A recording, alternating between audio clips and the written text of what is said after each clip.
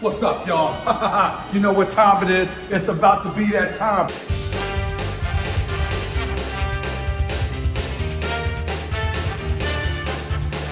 Damn, son, where'd you find this?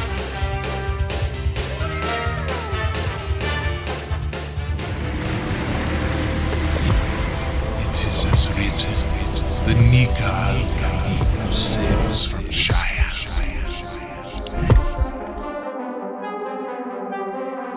Savage. And we're back. One Piece 1110 is out, and Saturn has thrown the thumper on the ground and summoned Shai-Hulud. But hey, we're up against Monkey Madib Luffy, the Lisan al-Gaib, the Nika al-Gaib. All I need now is Vivi to show up and use her peacock slashers the same way the Fremen do to ride the sandworms of Dune. Yeah. There's a lot of Dune references here, and if you haven't seen those movies, do yourself a favor and see them. There was the 80s one. That one's okay. You know, a bunch of TV adaptations, straight to Sci-Fi Channel, all that kind of stuff. But the new ones, they are based directly off of the books from the 1960s by Frank Herbert. And those books went on to inspire pretty much everything in sci-fi. So with us being in a sci-fi arc, I'm not surprised to see a huge, literal, huge Dune reference in this arc, but wow, what a left field pick for a Gorosei. Wow. But yeah, without Dune, we wouldn't have had things like Star Wars, and even One Piece has been impacted by Dune. You have Alabasta or Arabasta, right, which is a stand-in for the sandy planet of Arrakis, right? They're all trying to collect this nutrient called spice, which is a very coveted thing in the world, which maybe when we get into the Void Century flashbacks or things like that, we may get into understanding why something like dance powder was illegal. Is there a bigger purpose for dance powder? Is that a stand-in for spice? The voice from Dune is almost literally Conqueror's Haki. Try looking into that place where you dare not look. You'll find me there staring back at you. You mustn't speak! That's what it is. And, the voice went on to inspire the Force in Star Wars. In this arc, we had lightsabers, things like that. There's a lot going on here. And every single Dune joke that is out there on the internet is completely warranted right now. Chapter 1110 is monumental. A lot of people in the stream were pointing out that this chapter had the very first full double-page spread that we have gotten since chapter 800 when we were introduced to the Grand Fleet via the Sun's Cups. That is like a wild thing to wrap your head around, but that means that every time we had a double-page spread, we didn't actually have a double-page spread that was uninterrupted like this. And when I say uninterrupted, I mean there was no dialogue break in the top left corner or something, or a page wasn't broken in a way where you get to see close-ups of characters. No. This is just the full-page spread is everything, which is fitting, because when we were introduced to the Gorosei in the first place, it was a full double-page spread. Today, we're going to go into the individual mythologies of each one of these Yokai Gorosei members. We're going to talk about what potential matchups could be, and based on the stories within each individual mythology, what powers we could see. We were right on the money with the Gyuki when we first saw Saturn's powers. He's pretty much used almost everything we said he was going to do. So hopefully, we can do that again with some of these other guys. But first, like, comment, subscribe if you're feeling the vibe.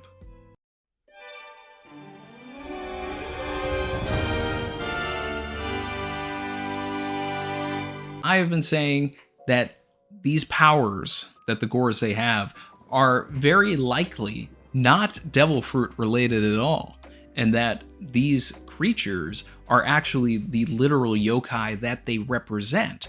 This is what devil fruits are born from. How can we have mythological fruits unless at one point in this story, in this world, those creatures existed? So I'm saying that at one point, those creatures did exist. A phoenix, a Seiryu, Nika. These creatures were real, but these are the ones that manage to stand the test of time. These 5, and probably Emu as well, are all maybe immortal not because of interference of the op fruit or something like that, but probably just because it's part of their lore. The Oda Boxes did not say devil fruit, only what yokai they were, and they were the Wano style Oda Boxes, which also so many characters that we saw in Wano were kind of hard to explain because they were almost literal just versions of these yokai. We could have expected something like Ushi-Ushi no Mi model Gyuki, Tori-Tori no Mi model Itsumade, but that's not what we got. Another one. First, we'll start with the planet closest to the sun, and that's how we'll categorize this list. Mercury, Saint Topman Warcury, right? He is a Fengxi, or a Hoki, a massive boar pig creature that was known for terrorizing the countryside. Now, this is reminiscent of what Odin felled at the beginning of the Odin flashback, right? The great mountain boar. Is there any sort of correlation here?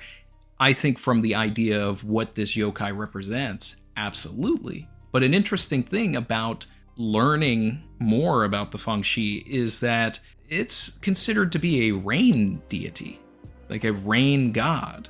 Now, you go back to the Nolan flashback, they did talk about multiple different gods. The sun god, the rain god, the forest god. Does this track? I don't know if it necessarily means that Warcury needs to be the rain god of One Piece, but it could mean, in the same way that the Gyuki folklore talks about Gyukis having access to poisons, right? And we have seen Saturn access venom. Does this mean that Warcury could have water-based attacks?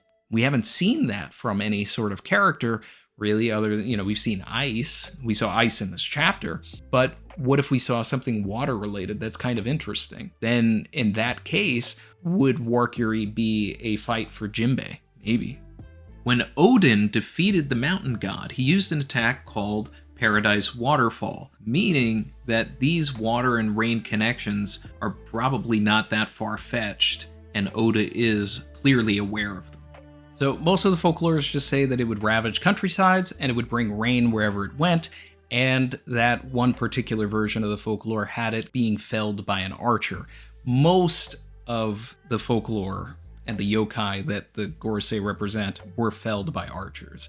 So I know the second I say archer, people are going to say, oh, well, Usopp's going to fight this character. Well, at this point, Usopp could fight, in theory, and we'll get into it, but he could fight Warcury, he could fight Itsumade, he could fight Saturn. All of the original versions of those yokai get beaten by archers. So I don't think that Oda will actually go deep into this archer business of it all. I mean, there's a possibility for it, but I think that the bow and arrow could be a stand-in for just about any weapon. The second planet from the sun is Venus. Ethan Baron Venus Juro is a Bakotsu, which is a hell horse that was burned alive and became a vengeful spirit. It is covered in bones. It feels like something that is straight out of Bleach or Chainsaw Man. It does not feel One Piece at all. It is kind of wild, but he is bringing the chill of the underworld with every slash that he does. Just like Brook, when he was going up against the Mark III pacifistas, he was out here slashing them, but it was also kind of implied that he wasn't destroying them. He was just chilling their circuits in a way. So now the godhead of finance was just out here freezing his assets. Shout out to Beat Gamer. But, he really is protecting his assets out here. But the speed feats are incredible. He's obviously going to be Zoro's opponent. We've been saying this for 20-something years, but it's interesting that there are so many elements here that draw him to Brook. A lot of people in the stream were bringing up what if Brook could be like the proto fight, right? The Sanji versus Khalifa, instead of the Nami versus Khalifa. Or is it a 2v1? We don't really get a lot of team battles with Zoro, so that's actually something that could be interesting. As I've been talking about a lot recently with, this whole idea that Magic Piece seems to be expanding here with all of these summoning circles and all of this, I feel like what we're going to learn about in the coming months or years is that what the Gorosei are using is a dark magic, and there has to be a light magic, which may be something that we're even told about as soon as the next chapter, with 1111 being an angelic number, a spiritual number, right? Also, Zoro's birthday is 1111. So do we have Zoro facing off against Gandhi in the next chapter?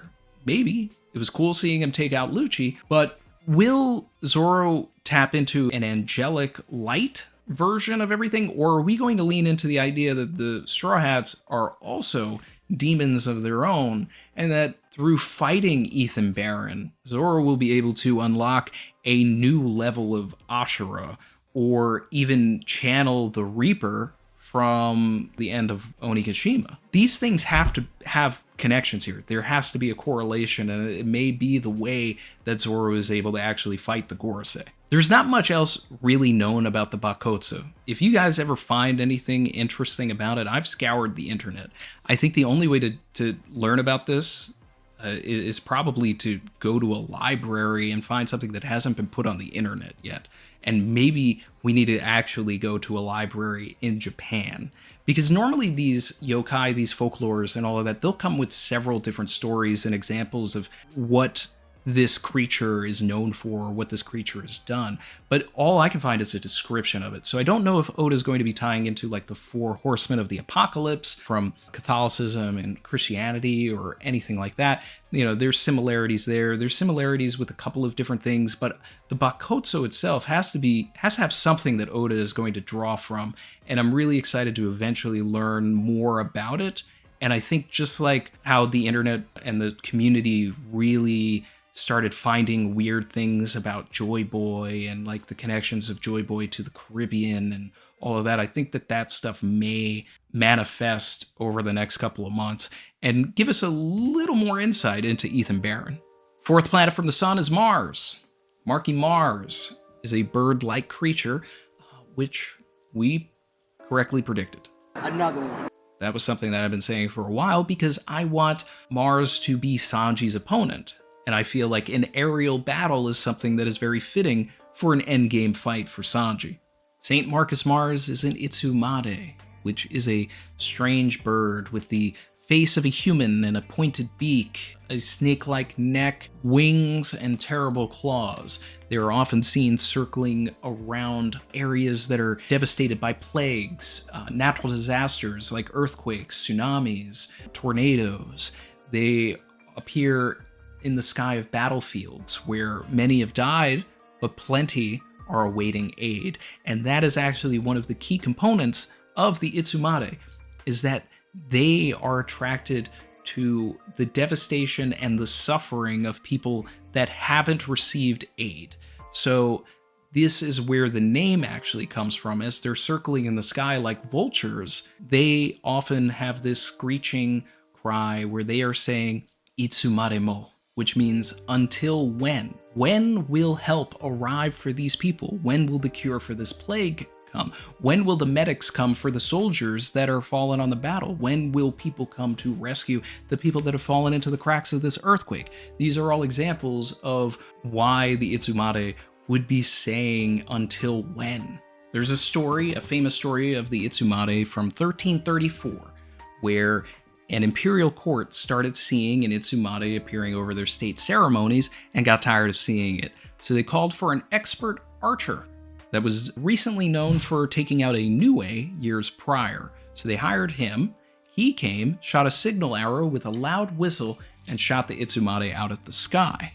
His name was Hiruari, but they gave him the name Mayumi after that, which means true bow. Now, when I brought this up in the stream, everybody was like, Usopp, Usopp, Usopp, but this is one of the many instances where an arrow was used. Now, this is one of like the more famous stories, so, you know, maybe Sanji and Usopp do a tag team against Itsumade. I mean, like, that could be pretty cool, them fighting Mars. I like that, but I think an interesting element here is if Oda does a meta angle with this, because what's the name of Luffy's voice actress? Mayumi Tanaka.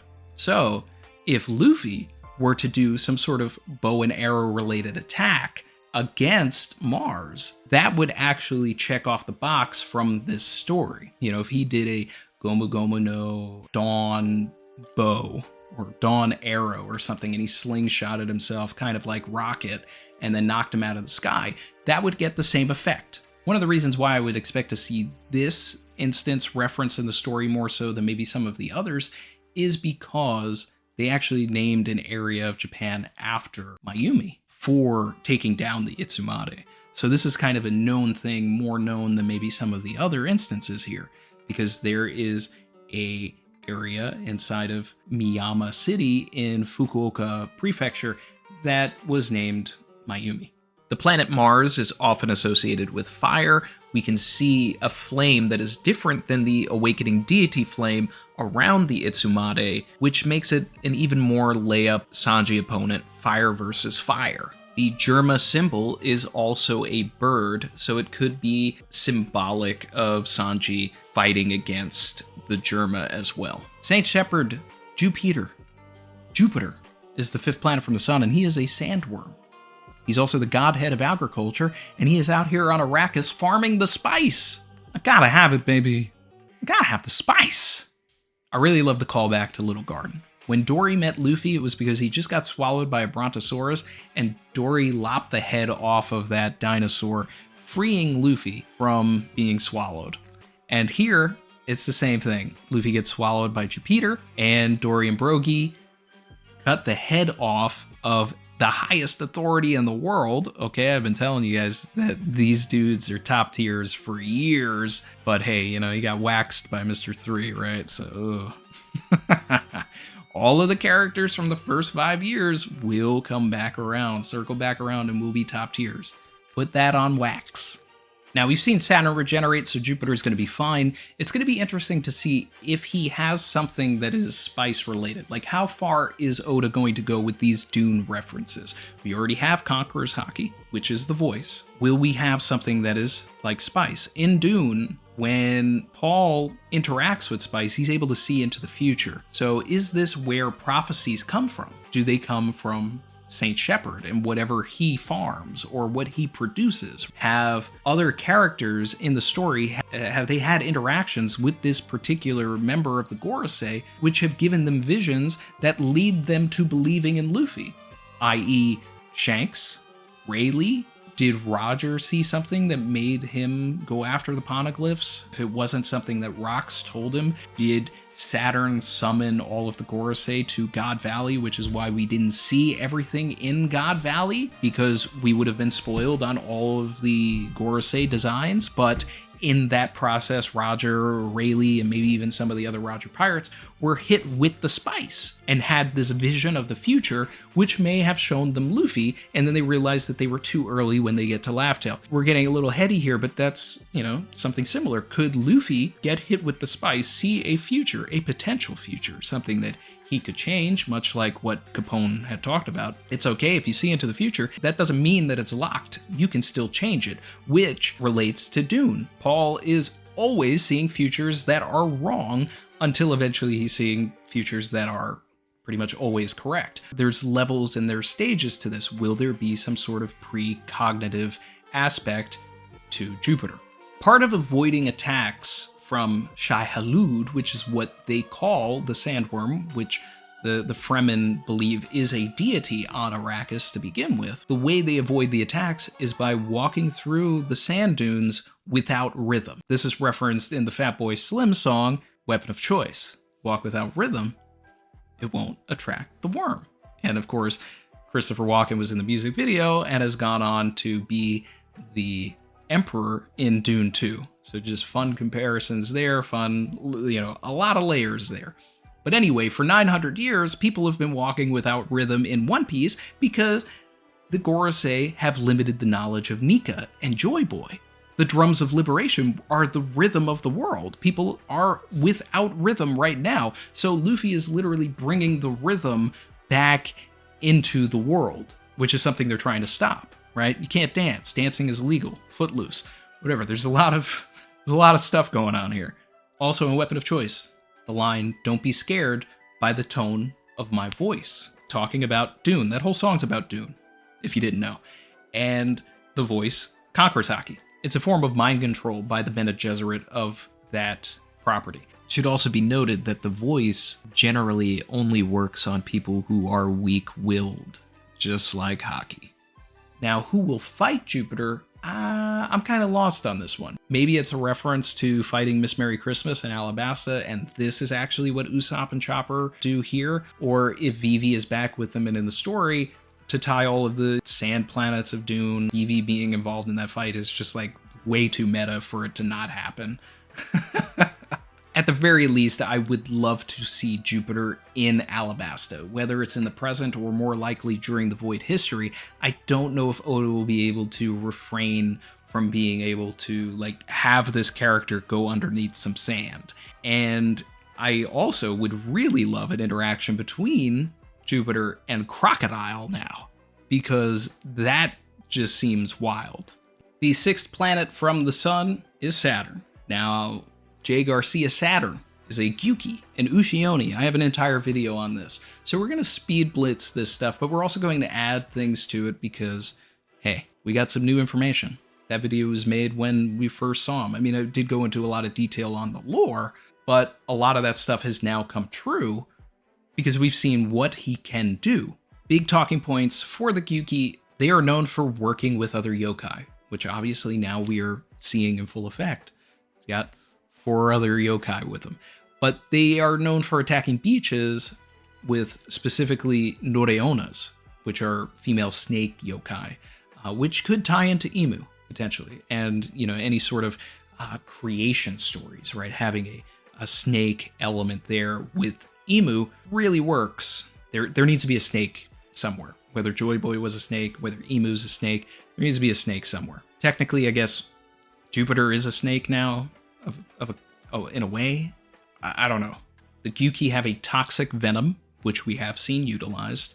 They can bring about dangerous curses, which is shown in full effect with them raising summoning circles and bringing in other beasts. And they also can inflict incurable diseases, which now we have seen the Kuma flashback, Sapphire Scales. Saturn is responsible for that. Even though it was able to be cured, it needed a lot of time and a lot of energy from Vegapunk to even do that, and it was essentially incurable for Ginny. They have a soul-draining gaze if you stare at them too long, which we did see, right off the bat when they arrived. Some fodder marine was looking at Saturn too long and, kind of got his head popped off. Everything that the folklore says about the Gyuki in one way or another has found some way to manifest itself into this arc. And that's why I believe that looking into these folklores will be able to tell us what's going to happen in the future with these other individuals. They are said to die immediately if they ever do anything good, which if Saturn ever became, hypothetically the traitor, that would be an in-universe way to have them act out against Imu, but then also die themselves, so then we don't have to deal with them anymore. It's a self-referential exit for the character. Not that I believe that they, out of any of the characters, would be the traitor, but, there is kind of that backdoor there if Oda wanted to take it. There is a famous story of a lord who killed a Gyuki using a bow and arrow, and then was cursed, and his family started dying, specifically his wife, and it kind of implied that if you attack a Gyuki, someone close to you will die. Now, the first person to attack Saturn was Bonnie, who stabbed Saturn, almost immediately. And if we take that into account, that would mean that by stabbing Saturn, in theory, Kuma would take the brunt of that. Now, Kuma then appeared a few chapters after that, after we had gotten the flashback and everything like that. And just as we predicted, he arrived. He also got stabbed by Saturn in the back, which I still believe probably is messing up his circuitry, or whatever's going on, whatever internal organs he still has. I feel like that venom is slowly seeping into him, and that's going to be something that's going to come back. He'll be the big death of the arc, and maybe we'll have a Viking funeral for him like the Mary, to top off all of the Enies Lobby isms that are happening in this arc as well. But I do believe that we are leading towards still an archipelago finish where we do not win here. We need to just leave. We need to survive long enough to be able to exit. And there you have it. Next week is chapter 1111, the angelic spiritual number. We spent 1110 getting to know the demons of this world. Could 1111 be about learning about the angels of this world, the gods of this world, the benevolent light figures? Could this be where Luffy gets a download from Dorian Broggie and realizes that he's a god of some kind? Luffy's not going to care, but this is information that he still needs to understand. Like, this may be when he learns what his fruit actually is, what his fruit could do. 1111, Zoro's birthday. Will we see Zoro versus Ethan? Since Ethan is running around the shoreline, will he come across the giant that is taking Atlas, Bonnie, Kuma, and Frankie to the giant warrior pirate ship? If this is the case, then we could get Ethan trying to kill Kuma, and Bonnie, but Zoro comes in for the save, right? Which would be an inversion of what happened during the archipelago, where Bonnie saved Zoro from attacking Charlos, right? Saved him from a celestial dragon, so now Zoro could repay that, invert that, save Bonnie from the highest version of a celestial dragon, and there's just a lot of layers there that I would really appreciate to see. Mars looks like he is heading towards Usopp, Nami, Chopper, Lilith, and Brook. Will he damage the Sunny? Is this where Sanji comes in and is able to save these guys, and we start to get the makings of that fight? That could be fun. We could also get some sort of Brook action in there, and maybe Brook can learn something about the underworld, summoning circles,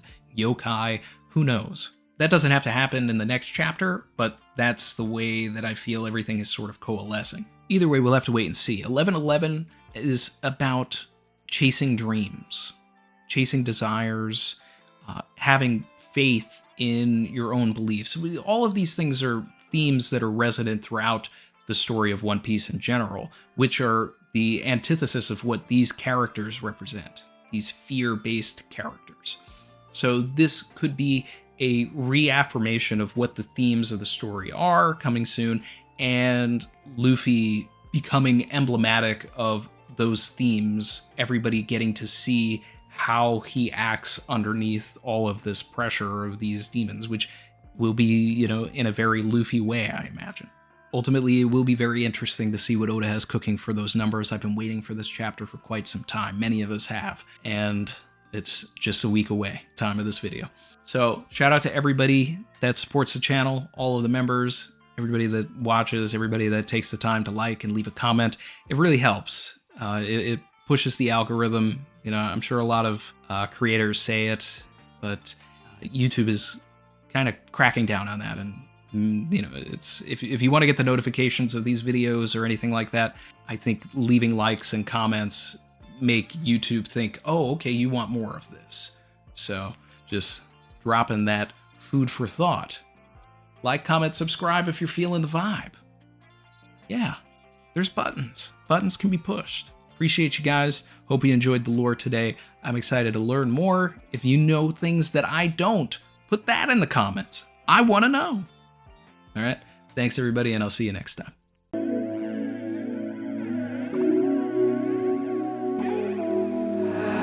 I've been swimming deep, deep. Savage. I